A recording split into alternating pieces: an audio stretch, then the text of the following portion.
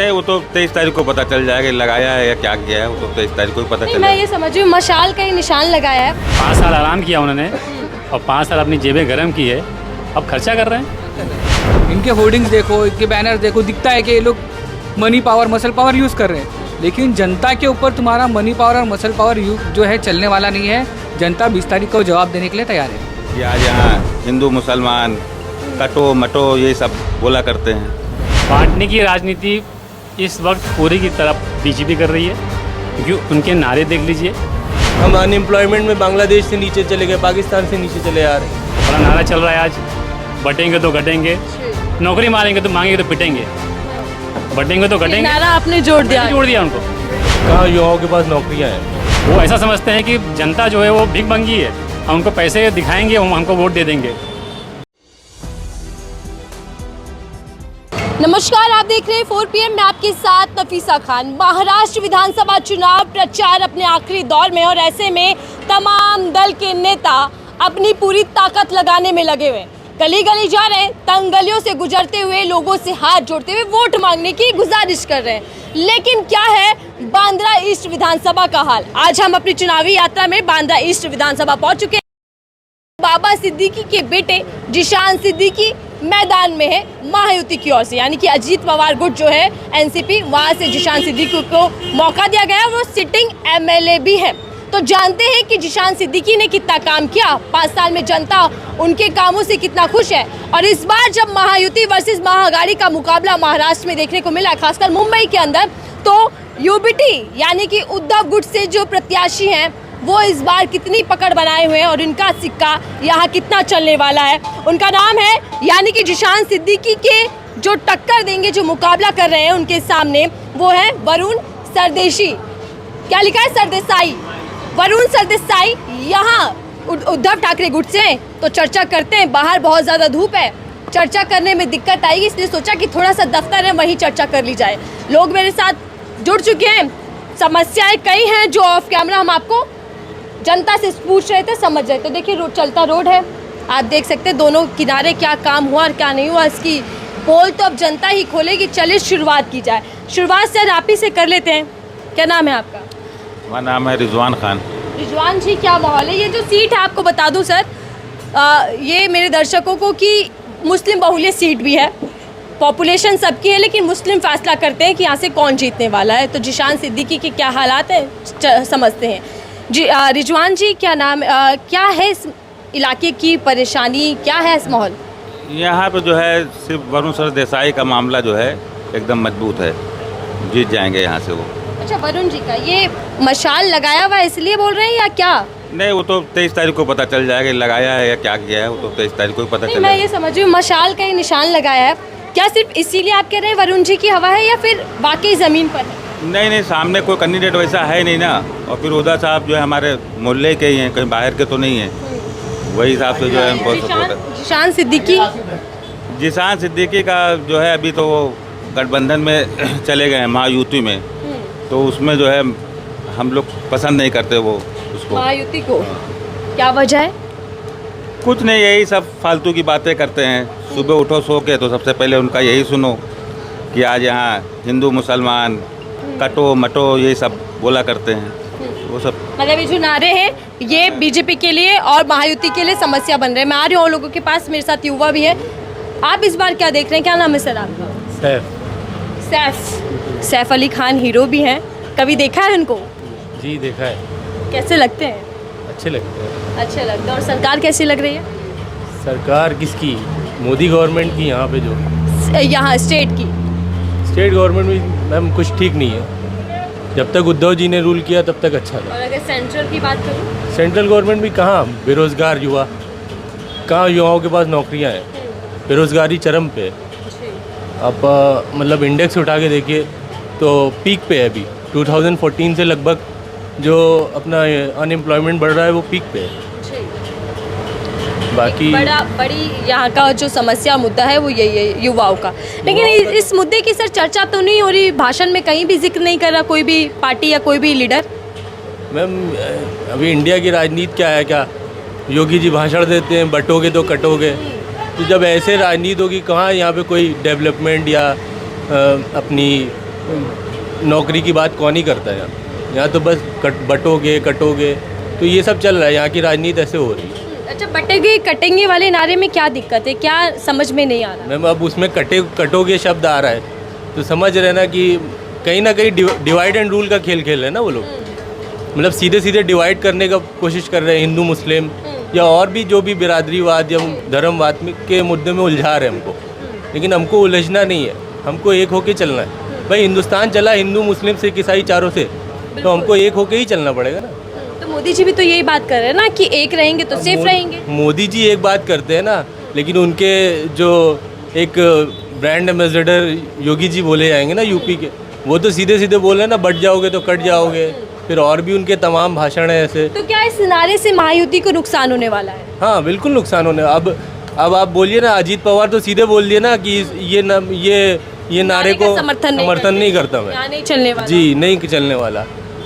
तो फिर शिंदे भी बोल चुके हैं कि यहाँ इस नारे की जरूरत नहीं है। यहाँ तक कि बीजेपी के नेताओं ने भी बोल दिया है कि महाराष्ट्र में ये नारा चलने ही नहीं वाला।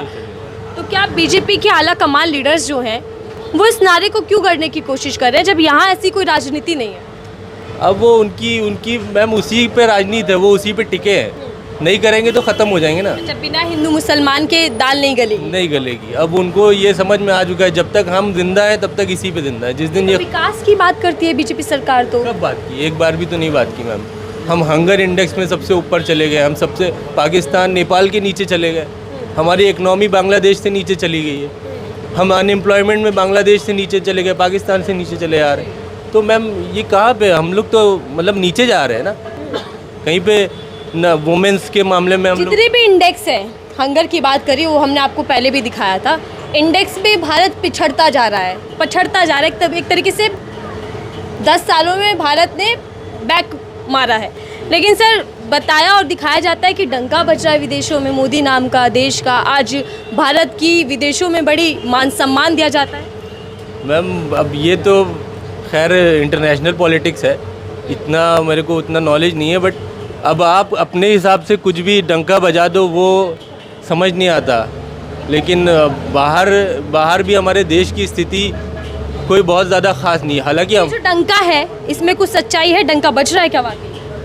मेरे को नहीं लगता मैम। बाकी फॉरेन मिनिस्टर जाने, बाकी फॉरेन पॉलिटिक्स में उतना इंटरेस्ट नहीं है और ना ही मेरे को नॉलेज तक सीमित है। जी मैम। ठीक है, आपने बेरोजगारी का मुद्दा बताया, मैं आपके पास लौट रही हूँ और लोग हैं इधर, उनसे भी चर्चा कर लेते हैं। आप बताइए सर, क्या हाल है आपके?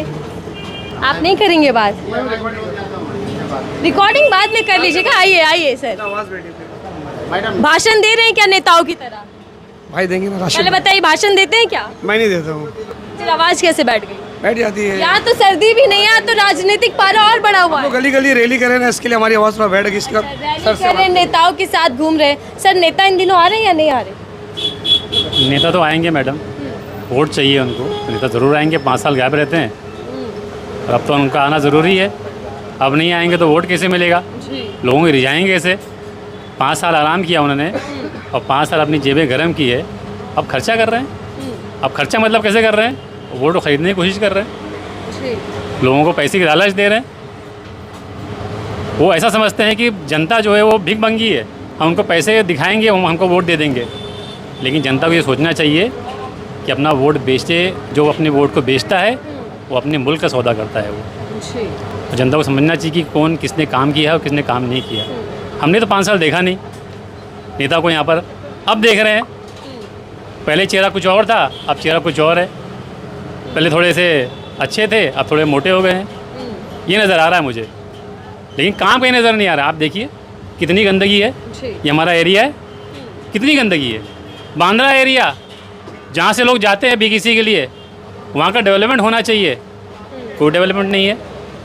आप सुबह आइए, यहाँ पर आपको पानी बहता हुआ नज़र आएगा, पानी गटर का पानी, उसकी तरफ लोगों का ध्यान नहीं है। आपने 5 साल क्या किया यहाँ पर? खाली मतलब जनता आपके इस्तेमाल के लिए आप आ जाएंगे यहाँ पर, आपको देख लेंगे, खुश हो जाएंगे, आप थोड़ी सी नाली गटर बना देंगे। हमको नाली गटर की ज़रूरत नहीं है, हमको डेवलपमेंट की ज़रूरत है, रोज़गार की ज़रूरत है। और बड़ा नारा चल रहा है आज, बटेंगे तो घटेंगे, नौकरी मारेंगे तो मांगेंगे तो पिटेंगे, बटेंगे तो घटेंगे। नारा आपने जोड़ दिया उनको। तो नौकरी मांगते हैं तो पिटते क्यों? नौकरी तो देना सरकार की जिम्मेदारी है। सरकार की जिम्मेदारी, लेकिन सरकार जिम्मेदारी पूरा कहाँ कर पा रही है? उसका सिर्फ ध्यान ही नहीं है। उसका तो सिर्फ ध्यान है कि किस तरह लोगों के वोट बटोरा जाए और किस तरह हुकूमत की जाए, लोगों को बांट के। भाई मैंने तो अंग्रेज़ का ज़माना देखा नहीं, लेकिन सुना है मैंने कि अंग्रेज़ किस तरह बांट के राजनीति करते थे, वही करने की कोशिश की जा रही है इस वक्त। लेकिन आरोप कांग्रेस पर लगाया जा रहा है। पीएम मोदी हमला करते हैं, कहते हैं कि कांग्रेस जो है वो जातियों में भी जातियाँ ढूंढना चाहती है, बांटना चाहती है। तो ये जो जाति हो या धर्म हो, बांटने की राजनीति कौन कर रहा है? बांटने की राजनीति इस वक्त पूरी की तरफ बीजेपी कर रही है, क्योंकि उनके नारे देख लीजिए, उनके भाषण देख लीजिए, उन्होंने किस तरह बांटा है। और एक समुदाय विशेष को जो उन्होंने टारगेट किया है 2014 के बाद, उससे पहले किसी ने नहीं किया था खुल के। कितना झूठ बोलेंगे हमारे आज के राजनेता, कितना झूठ बोलेंगे। उन्होंने तो गांधी जी को तक नहीं छोड़ा झूठ बोलने में। लेकिन सर एक बात बताइए, जब भी कोई केंद्र सरकार योजना लेकर आती है, खासकर मोदी सरकार के कार्यकाल की बात कर लेते हैं, ये योजनाएं तो सबके लिए लाई जा रही है। अगर राशन मिल रहा है तो सबको मिल रहा है, शौचालय बन रहे तो सबके लिए बन रहे, तो मोदी जी कहाँ हिंदू मुसलमान कर रहे हैं? मैडम देखिए, मैं जिस क्षेत्र में रहता हूँ उस क्षेत्र में हमने विकास देखा नहीं। ये क्षेत्र जहाँ पर आप खड़ी हैं, ये मुस्लिम बहुल एरिया है, यहाँ विकास नहीं है। हमने आज कई सालों से विकास करने की कोशिश की, हमने कई पत्र लिखे, बड़ी बड़ी जगह, यहाँ तक कि कोर्ट तक गए, लेकिन हमारा विकास नहीं हुआ। वही गंदगी में पड़े हुए हैं हम, बद से बदतर हालत हो जा रही है। तो फिर इस विकसित भारत की सच्चाई क्या है? क्योंकि लगातार तमाम मंचों से बीजेपी और पीएम मोदी कहते हैं कि 2025 तक 47 यानी कि 50 साल बाद 2047 तक विकसित भारत बना देंगे। मैडम देखिए, जब कोई विकसित भारत आप दिखाते हैं, जब कोई बाहर से आता है पर्दा लगा देते हैं। अब पर्दे के पीछे विकसित भारत है क्या?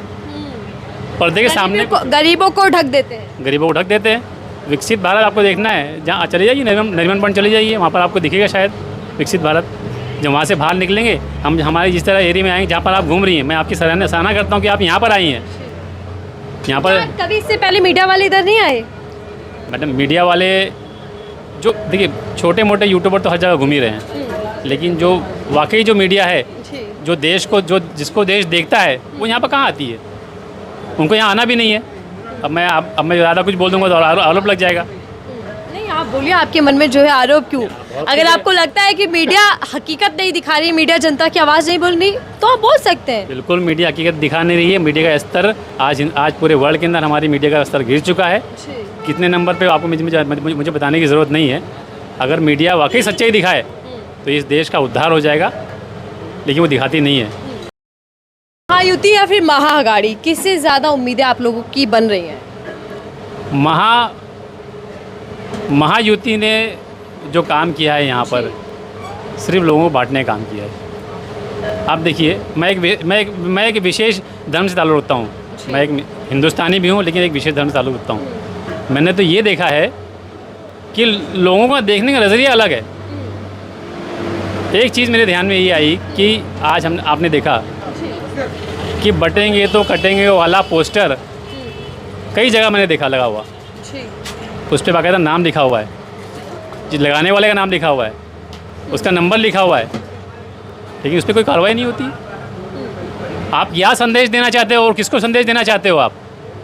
वहीं पर एक सलमान अजहरी जैसा आदमी सिर्फ एक शेर बोलता है, उसको आप 7 महीने के लिए जेल में डाल देते हो। तो आप क्या संकेत देने चाहते हो? एक इंसान, अब नाम लेना उचित नहीं समझूंगा, एक इंसान बोलता है हम घुस के मारेंगे, उसके बाद 34 FIR हो जाती है, लेकिन 34 FIR होने के बावजूद उस पर कोई कार्रवाई नहीं होती है। अच्छा सर, इन चुनावों में भी हम देख रहे हैं कि अगर हमारी सरकार आ गई, हमें जीत मिल गई, तो हम मस्जिदों से लाउड स्पीकर हटा देंगे। पाकिस्तान, हिंदुस्तान फिर से चुनावों में देखने को मिल रहा है। तो क्या सरकार ने काम नहीं किया? विकास का मुद्दा नहीं है जीत हासिल करने के लिए? क्या है वजह जो इस तरीके के नारों को गढ़ा जा रहा है? वोट के लिए बांट के वोट हासिल करो, तो काम के नाम पर नहीं हासिल कर पाएंगे। काम के नाम पे कैसे? जब काम करेंगे तभी ना। आप तो लोगों को रिझाने की कोशिश कर रहे हो पैसे बांट के। लाडली बहन योजना में किसका विकास हो रहा है? आप पैसे बांट रहे हो ना, तो ठीक है, अच्छी बात है, आप महिला को दे रहे हो, सक्षम कर रहे हो, लेकिन आप पैसे बांट रहे हो ना, उसी के साथ विकास करो। जो आदमी विकास का काम करेगा उसको वोट मांगने की ज़रूरत नहीं पड़ेगी, हम खुद उनके साथ जाएंगे सब कुछ छोड़ के।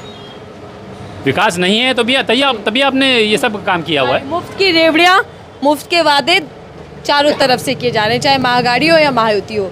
सर, क्या मुफ्त के वादों से ही चुनाव जीता जाएगा? अब क्या काम के मुद्दों पर चर्चा नहीं होगी, विकास नहीं गिनवाया जाएगा, या विकास का वादा नहीं होगा? नहीं, विकास इन लोगों ने किया ही नहीं है, इसीलिए उनको जब ये इलेक्शन हार गए, जो लोकसभा का इलेक्शन था, ये जब ये लोग हार गए तो उसके बाद इन्होंने ये लाडली बहन योजना लाया है खुद को कवर अप करने के लिए, अपने फेलियर जो लगा है उससे राहत मिल जाए। अपने फेलियर को कवर अप करने के लिए इन्होंने ये जो है लाडली बहन की योजना लाई है। और जहाँ तक बात है कांग्रेस पार्टी की, तो कांग्रेस पार्टी ने जो प्रॉमिस की है वो हमारा पहले से ही ये कहना था कि महिलाओं को जब वो घर पे काम करती है तो उनको उसको रोज़गार नहीं समझा जाता और उसको उसके लेबर का कुछ भी नहीं मिलता है। तो उसको सक्षम बनाने के लिए, उसको थोड़ा सा सेल्फ डिपेंडेंट करने के लिए जो है उसको जो है रिलीफ देना चाहिए। ये कांग्रेस का ही एजेंडा था, लेकिन ये लोग जब हार गए तो उन्होंने उस एजेंडे को किस्त में थोड़ा सा लागू करके कवर अप करने की कोशिश की है। तो क्या इस चुनावों में लोकसभा चुनाव वाले जो नतीजे रहे वो रिपीट होते दिखाई देंगे? क्या महायुति को सीटों का नुकसान होगा? बिल्कुल बिल्कुल नुकसान होगा। पब्लिक ने पूरा मन बना लिया है और पब्लिक को ये मालूम है कि क्या करना है। जो करंट है आज भी है, लोगों को दिखाई नहीं दे रहा है। लोग बहुत ज़्यादा, इनके पास पैसा है, इन्होंने करप्शन किया, इनके पास पैसा है, प्रचार कर रहे हैं। इनके होर्डिंग्स देखो, इनके बैनर्स देखो, दिखता है कि ये लोग money power muscle power use कर रहे हैं। लेकिन जनता के ऊपर तुम्हारा मनी पावर और मसल पावर जो है चलने वाला नहीं है। जनता 20 तारीख को जवाब देने के लिए तैयार है। तो क्या पीएम मोदी की जो रैलियां हुई हैं वो भी बेअसर रहने वाली हैं? पीएम मोदी को तो ऑलरेडी लोगों ने ठुकरा दिया है। जो लोकसभा के इलेक्शन हुए उसमें उनको ठुकरा दिया है लोगों ने। ये उनको भी समझ में आ गया है। उनका जो पहले का जो रवैया था, जो ईगो था, वो अब कम हुआ है, दिख रहा है। नहीं तो वो लोगों की बिल्कुल भी सुनने के मूड में नहीं थे। वो तानाशाह की तरह काम कर रहे थे, लेकिन लोगों ने उनकी तानाशाही को एक झटका तो दिया है। दूसरा झटका 20 तारीख को देंगे। दूसरा झटका 20 तारीख यानी कि महाराष्ट्र देने के लिए तैयार है। लेकिन पीएम मोदी तो खुद को कहते हैं सेवक हूँ मैं, चाय बेचकर आया, प्रधानमंत्री बने और सेवादार है, सेवा कर रहे हैं देश की। यानी सेवा जो होती है, सेवा कैसे की जाती है? धमकी दे के सेवा की जाती है। आप दूसरी पार्टियों को तोड़ के सेवा कर रहे हो। आप जो है सेवा के नाम पर करप्शन कर रहे हो। आप जो है पीएम केयर्स की फंड ला रहे हो, लोगों से पैसा जमा कर रहे हो और वो फंड आप इलेक्शन में यूज़ कर रहे हो। लोगों को नहीं बता रहे हो आपको कितना पैसा मिला है। आप इलेक्ट्रल बॉन्ड लाकर करप्शन करने की कोशिश कर रहे हो। इलेक्ट्रल बॉन्ड्स के सारे पैसे जो है, जो बड़े बड़े उद्योगपति है, जो जुए का धंधा करते हैं, बेसिकली आप जो रमीज़ वगैरह चला रहे हैं, ऑनलाइन गैम्बलिंग का धंधा चला रहे हैं, उनको धमकी देकर तुमने जो है इलेक्ट्रल बॉन्ड में पैसा लिया है। और जो सरकार टूटी और नहीं बनी, इसको लेकर भी क्या नाराज़गी है, चर्चाएं हैं आप लोगों के भीतर? नहीं, सरकार जो है, सीधी बात है कि उन्होंने जो सरकार बनाई है, ये हमारे कुछ लोग जो है यहाँ से जो इंडिया गठबंधन के थे, उनको उन्होंने डरा के धमका कर जो है अपने साथ लेके जाकर ये सरकार बनाई है। और जो है ये भी टिकने वाली नहीं है। ये 20 तारीख के बाद वहाँ की भी, दिल्ली की भी सरकार टिकने वाली नहीं है, इतना हम लोग आश्वस्त हैं। देखिए, महाराष्ट्र के चुनाव है और चर्चा दिल्ली तक के चुनावों या सरकार तक की हो रही है और ये हर जगह हर लोगों के बीच सुनने को मिल रहा है। अभी बड़ा भड़क गए थे आप, गुस्सा हो गए थे, ऐसा क्यों सर? ऐसा इसलिए कि बीजेपी पार्टी जो है ना, एकदम करप्ट पार्टी है। लोगों से जो वादा करती है, वादा पूरा नहीं करती है। और इनका मेन मुद्दा ये है, जातिवाद पे चुनाव जीतना है। हिंदू मुस्लिम करो, ये करो, फसाद करो। बाकी जो मुद्दे हैं रोज़गार के, वो सब मुद्दों से पब्लिक को भटकाने का काम कर रही है।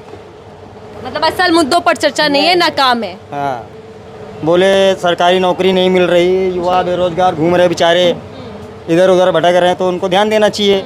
इलेक्शन टाइम आता है तो पैसा दे रहे पब्लिक को, ये लो वोट डालो हमको, ऐसा वोट खरीदा जा रहा है। हाँ, मुंबई के अंदर भी? हाँ, हर जगह चल रहा है। मुंबई क्या, तो क्या जनता खुद से वोट नहीं दे रही जो खरीदने की जरूरत आ पड़ी? है कुछ लोग जैसे बोले हमारे अंडर में इतने वोट हैं, हमारे अंडर में इतने वोट है, पैसा ले लिए। अभी जिसको देना रहता, मौसम है, सब पैसा कमा रहे हैं। यहाँ पे तो मसाल चल रही है मैडम, और मसाल ही चलेगी। ऐसा क्यों? जिशान सिद्दीकी का क्या होगा? घड़ी समय रोक देंगे क्या? 5 साल उन्होंने कुछ काम नहीं किए और अभी इलेक्शन देख के सामने उन्होंने काम चालू करा। यहाँ पे थोड़ा गली वली का, गटर का थोड़ा बहुत, तो पब्लिक को मालूम है जीतने के बाद 5 साल फिर गायब हो जाएंगे वो, फिर से गायब। हाँ, तो ये हर नेता ऐसे ही करता है या आप ही के बस एमएलए? अरे अभी यहाँ से तो जिसान सिद्दीकी पिछली बार जिताए गए थे, उन्होंने ऐसा किया है। बाकी हमारी पार्टी जो शिवसेना, कांग्रेस और ये शरद पवार साहब का गठबंधन महागाड़ी है। पर आपको विश्वास हाँ, ये देखिए, महागाड़ी क्या करेगी? वो तो हमेशा हम लोग के साथ में खड़े रहते हैं, दुख सुख में यहाँ पे आते हैं, जो रहता है करते हैं हम लोग के लिए। ही करने आई है, भ्रष्टाचार करेगी, पहले भी भ्रष्टाचार किया, ऐसे पीएम मोदी बड़े हमले बोल रहे हैं। अरे मोदी जी को बच गया, अभी नहीं तो साफ हो गए थे, थोड़ा बच गया। आने वाले 2 इलेक्शन में होगा तो उनका तो सफाया कांग्रेस साफ हो होगा जाती है। और कांग्रेस पार्टी फुल बहुमत से आएगी। हमारे राहुल गांधी साहब हैं, वो प्रधानमंत्री बनेंगे देश के। अभी अमित शाह यही मुंबई में हमला बोल रहे हैं, कह रहे हैं कितनी बार लॉन्च होगा एक ही फ्लॉप रॉकेट। अरे वो लोग के पास बस झूठ है, झूठ के अलावा कुछ नहीं है। नोटबंदी कभी ये कभी वो, दुनिया भर की मगजमारी है, उनके बस की बात नहीं है भारत को चलाना। कांग्रेस से बेटर सरकार कोई नहीं चला सकता है, ये है। तो यहाँ की पब्लिक भी कुछ है, बिक जाती है, कुछ बढ़ जाते हैं। और योगी जी वहाँ भाषण दे रहे हैं, कटेंगे तो बटेंगे, दुनिया भर के, ये गलत है। गलत है नहीं ये ये भाषा। भारत है, आज़ाद मुल्क है, सबको साथ रहना है, सबका विकास करो। बोलते तो हैं सबका साथ सबका विकास, करा कहाँ उन्होंने? लेकिन बीजेपी के नेता तो समझा रहे हैं कि इस नारे का मतलब ये है कि एक रहिए, बटिए इलेक्शन नहीं। है इसके लिए बोल रहे हैं वो, मतलब हिंदू और मुसलमान अलग अलग कौम के लोगों को बांट के अपना वोट बैंक बनाना चाह रहे हैं। मेन मसला ये है। तो इस बार वोटर्स बटेगा क्या? वोटर को सब मालूम है, क्यों बटेगा वो सब जा रहे हैं सीधा कांग्रेस में जाएंगे, सब गठबंधन में। तो इस बार महागाड़ी आ रही है, मारुति जा रही है। हाँ, जाएगी, बाय बाय बोल दो उसको, जाओ ऐश करो। अब यहाँ पे आएंगे हमारे शिवसेना, कांग्रेस और शरद पवार साहब की जो गठबंधन पार्टी है, वो यहाँ से हमारे जीतेंगे। वरुण सरदेसाई, मशाल जल रही है शिवसेना का, देखो ये है, हमने बांध के रखा है। अब इसी पे वोट डालेंगे 20 तारीख को। तो मतलब 20 को आप एनडीए सरकार को बाय कर रहे हैं। यहाँ पे 15 साल से मैं हूँ, मैं देख रहा हूँ खुद, कोई नहीं आते यहाँ पे।